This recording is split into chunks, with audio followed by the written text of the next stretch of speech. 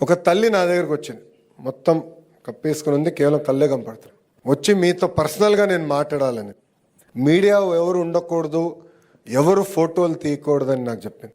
నేను కూడా ఆశ్చర్యపోయా. ఇప్పుడున్న తరం అంతా ఫోటోలు పిచ్చి, సెల్ఫీలు పిచ్చి, షార్ట్స్, ఇన్స్టాగ్రామ్ పిచ్చి. ఇది తల్లి ఎందుకు వద్దంటుంది అనుకున్నా. అప్పుడు ఒక రూమ్లో కూర్చుని తల్లి ఆమె బాధ చెప్పు. ఆమెకి 3 పిల్లలు ఉన్నారు, 3 ఆడపిల్లలు. పెద్ద పాపని గంజాయికి బానిసలు చేసి శారీరకంగా 30 రోజులు వాడుకున్నారు.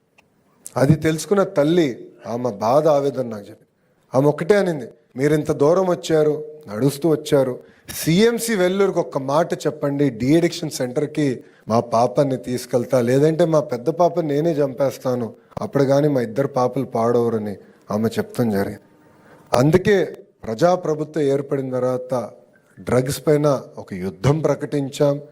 ఇది చాలా సీరియస్గా తీసుకోవాల్సిన బాధ్యత ఇక్కడ ఉన్న మనందరి పైన ఉంది.